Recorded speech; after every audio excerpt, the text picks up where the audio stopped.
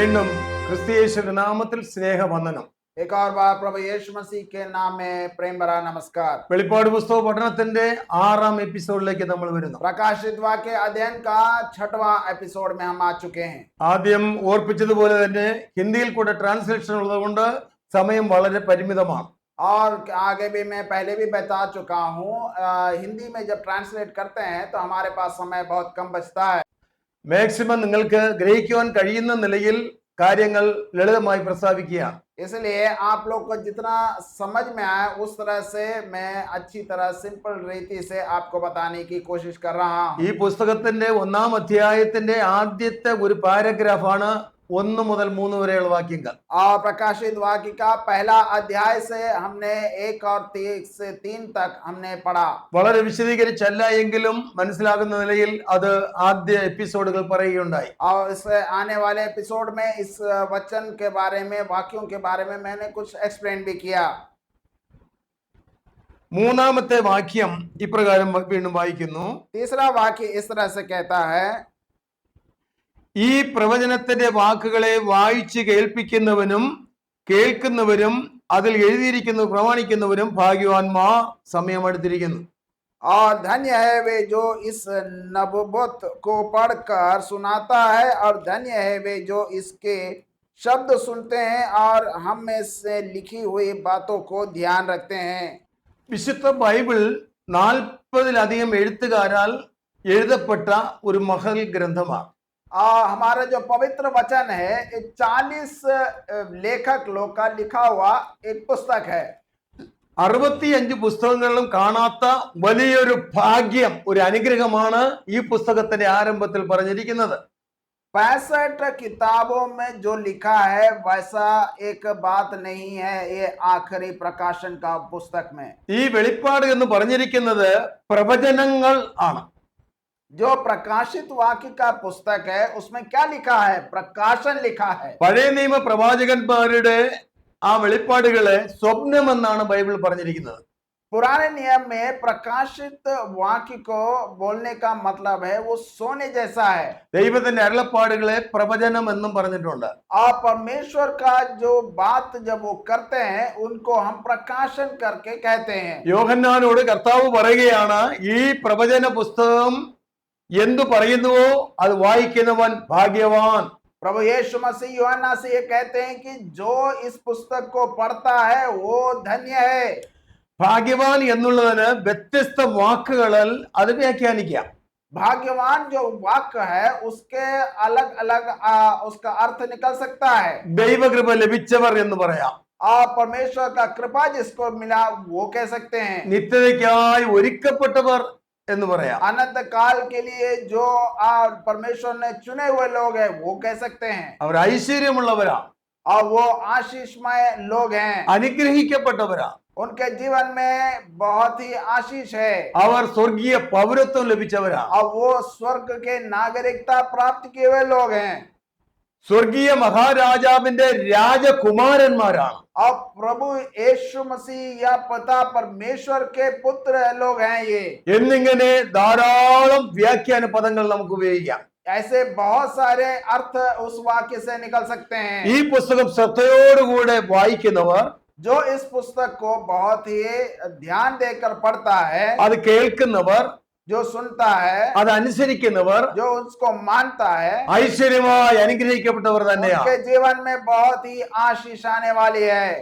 ഈ ഭാഗ്യത്തിലേക്ക് എത്തിപ്പെടാതിരിക്കുവാൻ और इस आशीषमय जीवन ना प्राप्त करे സാത്താൻ അനേകരുടെ കണ്ണുകളെ കുരുടാക്കുക. उसके लिए शैतान अनेक लोगों के आंखों को बंद कर रहा है। വീണ്ടും ഈ ചാർട്ടിലേക്ക് വരികയാണ്. आइए इस चार्ट पर ध्यान दें। ഈ ഭൂമിയുടെ ഉൽപ്പത്തിക്ക് ശേഷം हमारा धरती का सृष्टि के बाद ഭൂമിയെ 6 ദിവസം കൊണ്ട് പുതുക്കിപ്പണിതു. हमारे पूरा धरती को 6 दिन के अंदर में पूरी तरह से प्रभु ने सृष्टि किया। അവിടെ നമ്മുടെ പൂർവ്വ പിതാവായ ആദാമിനെയും പിന്നെ ഹവ്വയെയും ആ തോട്ടത്തിൽ പാർപ്പിച്ചു. और हमारे सबके पिता जो आदम और हव्वा थे उनको वहां पे उन्होंने सृष्टि किया। മനോഹരമായ ഏദൻ തോട്ടം പോലെ ആയിരുന്നു അന്ന് പഴയ ഭൂമി. और उस समय पूरा हमारा धरती ईदन की वाटिका जैसे बहुत सुंदर था। എന്നാൽ ദൈവത്തിന്റെ പുത്രനായ ആദാമും ഹവ്വയും और लेकिन जब परमेश्वर का पुत्र जो आदम और हव्वा थे അവിടെ മനോഹരമായി സന്തോഷകരമായി ജീവിച്ചു പോരുമ്പോൾ और वो बहुत ही आनंदमय और आशीषमय जीवन वो बिता रहे थे, പാമ്പിന്റെ രൂപ സാദൃശ്യത്തിൽ വെളിപ്പെട്ട സാത്താനാണ് ലൂസിഫർ. और सांप के रूप में आया शैतान जिसका नाम है लूसीफर, ദൈവജനത്തെ തകർക്കുന്ന അന്ധകാര ശക്തിയാണ്. और मनुष्य जाति को नाश करने के लिए वो वहां पे उतर आया। അവൻ ആദ്യ മനുഷ്യനായ ആദാമിനെയും ആ കുടുംബത്തെ തകർത്തുകൊണ്ട് മേഘമണ്ഡലത്തിൽ അവന്റെ പാർപ്പിടം സ്ഥാപിച്ചു.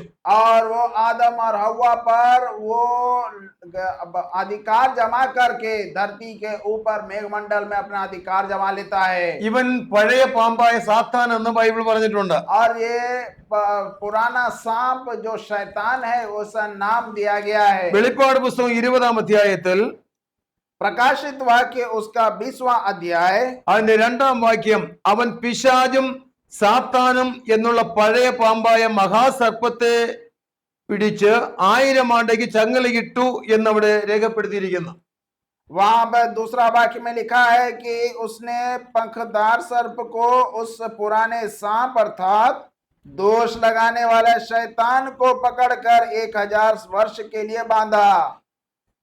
തകർക്കുകയും മുടിക്കുകയും കൊല്ലുകയും ചെയ്യുന്ന പ്രകൃതിക്കാരനാണ് ഈ സാത്താൻ. और ये जो शैतान है हमेशा मनुष्य जाति पर घात करता है और अनेक तरीके से दर्द लेके आता है। ഭൂരാജ്യങ്ങളുടെ അധിപന്മാരെയും രാജ്യങ്ങളെയും തകർക്കുന്നവനാണ് ഈ സാത്താൻ ശക്തി. और अनेक राज्यों को मनुष्यों को जातियों को नाश करने वाला है ये शैतान की शक्ति। എന്നാൽ വെളിപ്പാട് പുസ്തകത്തിൽ അവന്റെ അന്ത്യത്തെ കുറിച്ച് രേഖപ്പെടുത്തിയിരിക്കുന്നു. लेकिन प्रकाशित वाक्य में उस शैतान का अंत कैसे होगा वो भी लिखा है। അവന് 4 വിധ പേര് ഇവിടെ പറഞ്ഞിട്ടുണ്ട്. उनका 4 नाम दिया गया है। അവൻ പിശാചാണ്, സാത്താനാണ്, പഴയ പാമ്പാണ്, മഹാസർപ്പമാണ് എന്നാ പറഞ്ഞിരിക്കുന്നത്. वहां पे लिखा है पंखदार सांप, पुराना सांप अर्थात दोष देने वाला शैतान, ऐसा अलग अलग नाम दिया गया है। കർത്താവ് യേശുക്രിസ്തുവിന്റെ രാജഭാഷയിൽ और प्रभु यीशु मसीह के इस धरती में जब वो अधिकार जमा लेते हैं നരകമാകുന്ന അഗാധ കൂപത്തിൽ 1000 വർഷം അവനെ ബന്ധിക്കുമെന്ന് രേഖപ്പെടുത്തിയിട്ടുണ്ട്. और नरक में इस शैतान को डालकर उसको बांध दिया जाएगा 1000 साल के लिए।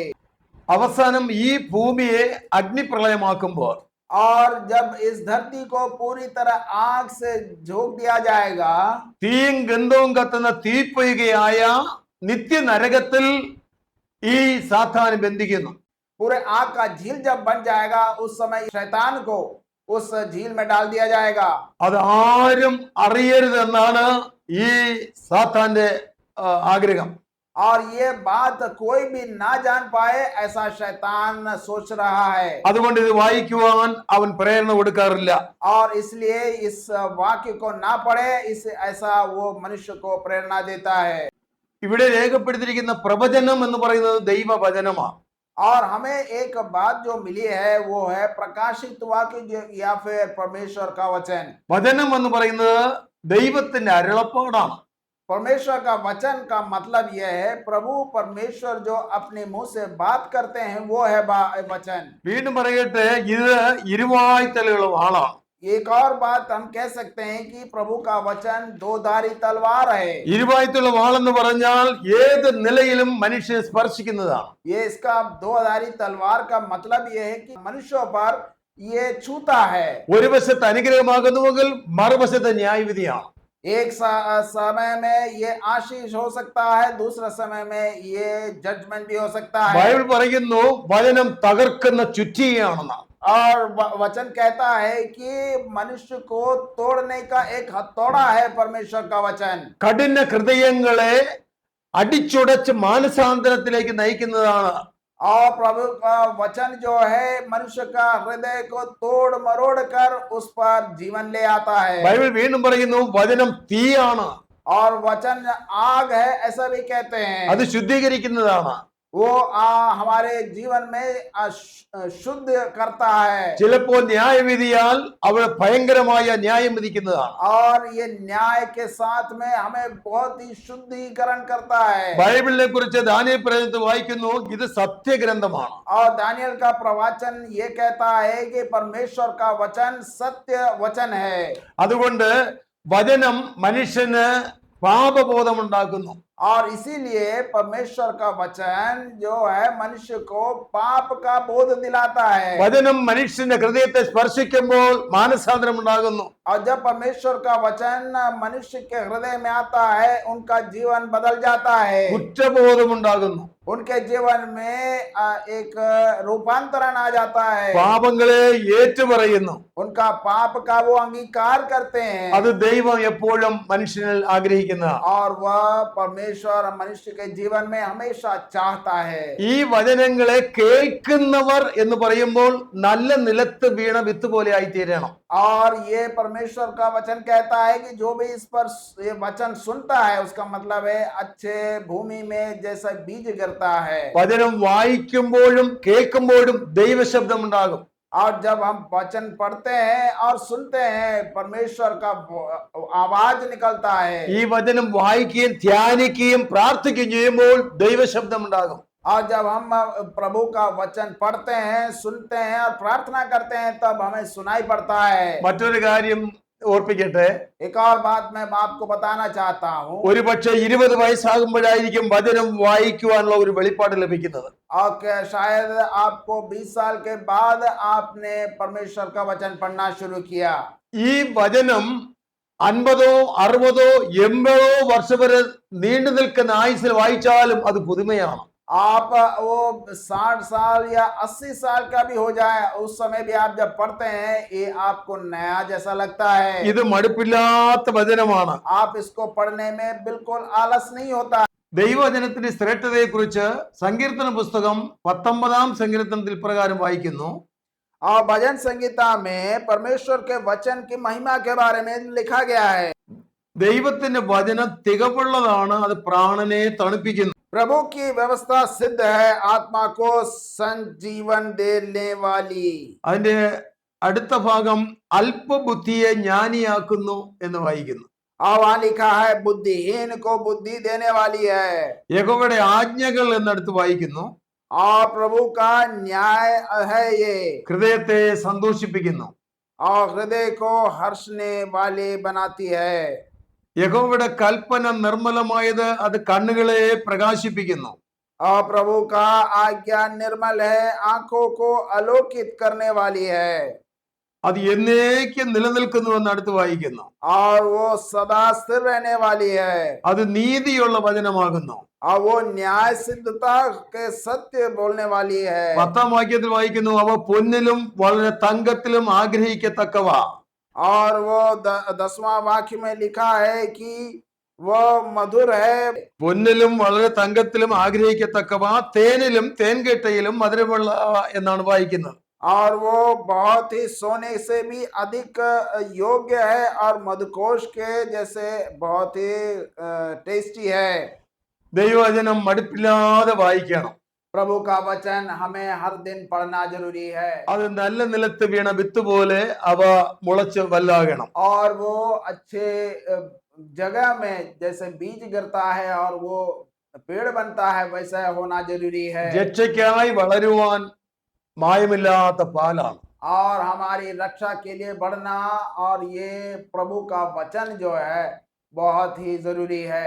ഈ ദൈവവചനം വായിക്കുന്നതോറും നമ്മുടെ ഹൃദയത്തിൽ ശുദ്ധീകരണം ഉണ്ടാകും. और जैसे भी हम वचन पढ़ते हैं हमारा हृदय शुद्ध होता रहता है। ദൈവമായി നമുക്ക് നല്ല മനസ്സാക്ഷി ഉണ്ടാകും. और परमेश्वर के द्वारा हमें बहुत अच्छा एक मन मिलता है। സ്വർഗീയ പിതാവേ എന്ന് വിളിക്കുവാനുള്ളതായ നല്ലൊരു മനസ്സാക്ഷി ഉണ്ടാകും. हमारा स्वर्गीय पिता ऐसा करके बुलाने का एक शुद्ध मन मिलता है। നമ്മുടെ ഏത് കാര്യവും തുറന്നു പറയുവാൻ കേൾക്കുവാനുള്ള ഒരു പിതാവ് സ്വർഗത്തിലുണ്ട്. हमारे हर बातों को सुनने के लिए स्वर्ग में हमारा एक पिता है ആ പിതാവിന്റെ അടുക്കിലേക്ക് പോകാൻ വേറെ ഒരു മധ്യസ്ഥനും ആവശ്യമില്ല. और उस पिता परमेश्वर के उपस्थिति में पहुंचने के लिए और कोई मध्यस्थता की जरूरत नहीं है ഏക മധ്യസ്ഥൻ യേശു ക്രിസ്തു മാത്രമാണ്. और एक ही मध्यस्थ है, वो है प्रभु यीशु मसीह। കർത്താവായ യേശുവിലുള്ള വിശ്വാസം ആ മധ്യസ്ഥത നിമിത്തം നമ്മൾ ഭാഗ്യവാന്മാരായി തീരുകയാണ്. और प्रभु यीशु मसीह के मध्यस्थता के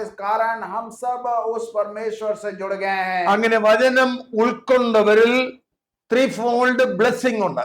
और उस वचन को जो अंगीकार करते हैं उनके जीवन में 3 तरह के आशीषें हैं ഇതിൽ തൊടുന്നവനും വായിക്കുന്നവനും വായിച്ച് കേൾപ്പിക്കുന്നവരും അനുസരിക്കുന്നവരും എല്ലാവരും ഭാഗ്യവാന്മാരാണ്. जो पढ़ता है और जो सुनता है और जो उस वचन पर मानता है वो सब धन्य है। ദൈവം ഏവരെയും അനുഗ്രഹിക്കുമാറാകട്ടെ. परमेश्वर आप सबको आशीष दे।